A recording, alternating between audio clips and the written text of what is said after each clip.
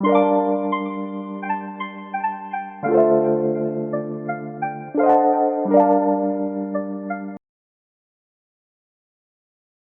everyone. This is the continuation to the Art of Attention video where I explored attention and its value. Today, I speak of attention seekers. Have you ever been busy talking to someone, having a wonderful time just to have the atmosphere be cut by the presence of someone who throws in an opinion you never asked? Have you ever seen a daring, ambitious guy rush towards something dangerous knowing fully of the dangers? Have you ever said something dumb with the exception of being the funniest in the room, feeling alive when everyone is laughing? Or constantly posted on the internet for high like and comment counts? Here's the truth.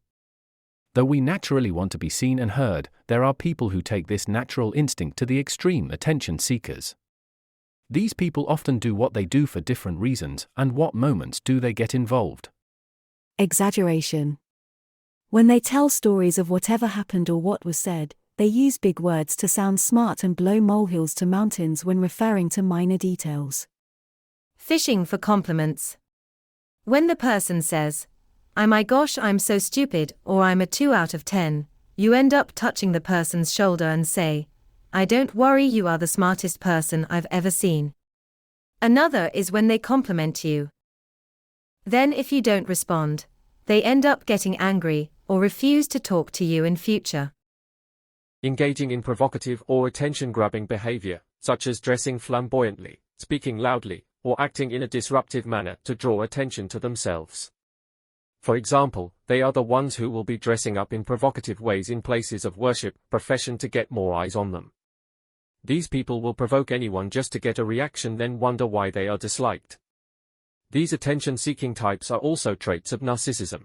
These types of attention-seeking behaviors are more minor in contrast to the latter ones, which you need to avoid and solve ASAP. Making everything about them. Getting involved in a conversation which has no concern to you.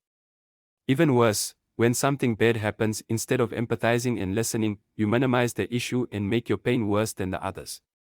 Guy, hey, you know I'm really trying not to cry about this. You, why? Guy, my dog got run over.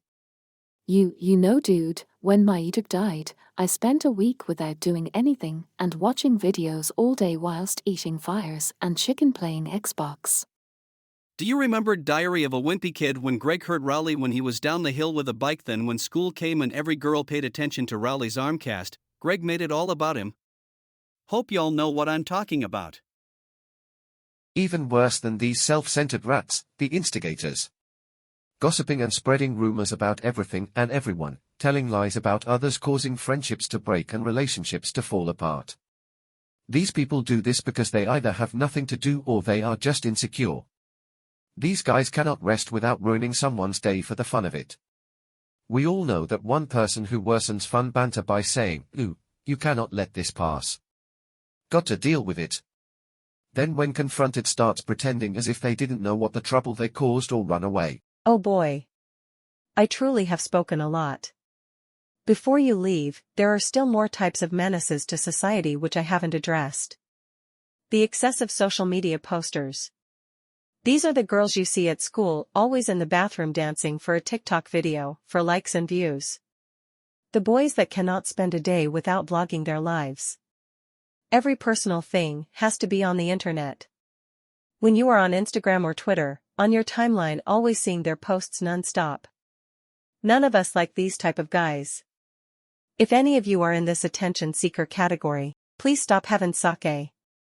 You are not going to get a million views, man. Breathe in, breathe out.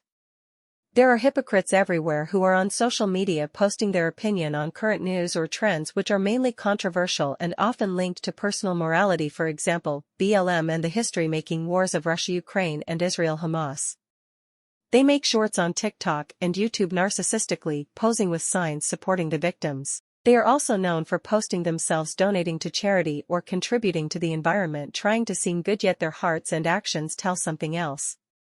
They are not really interested in being the solution or showing compassion, but are interested in being praised for being humane for their void soul. Lastly, sometimes there is that one person who always has to make life worse for everyone just because he/she is not feeling well. In class, this guy is the one to intentionally cause a ruckus thinking that she did well. Basically, the class clown gone too far. Sometimes it's your family member or relationship. Please keep this people on your number one on people to pray for. They need God in their lives. To this person, please get some good sleep. As an effect, attention-seeking behaviors, which I have mentioned, cause those seeking it to be seen as fake because people observe the changes in behavior and voice when the attention seeker wants to be validated. Friends end up ghosting these people because of how draining they are to be around, making excuses such as, "Sorry, my battery's going low. Can't go out with you." By chasing attention, opportunities for love, friendship, professional improvement such as studies and business and personal development end up being lost. For the attention seeker, she will never be content with what they have, having to sacrifice morals and self-respect for attention and validation, thus also losing self-esteem over time, worsening this tendency. Since the name of this video is Understanding Attention Seeking, here are the reasons behind why these people chase attention: to get their ego stroked, to get a feeling of control via manipulation, and to cope with childhood trauma and unmet emotional needs. Others do this to be accepted by society due to being shunned by everyone. Here's the ultimate medicine to this C19-like disease of attention seeking. Matter. Those who have attention seekers in their presence must understand that there is a low chance of these people changing their ways and maturing. My advice is to reduce the number of interactions you have with them. To expand on this, be polite in your words, but pay attention whenever they do anything over the top, which I have explained. To the attention seekers, you need to look at the reasons why you do what you do. Please remember that you are not special, and know that whatever grand move you do will be forgotten in times coming. Also learn when to take your seat and be silent. Take time off social media to connect with yourself and God, then you will less likely want to fill in the void in your heart. For the lonely, find constructive ways to make friends through your daily lives. Thank you for listening.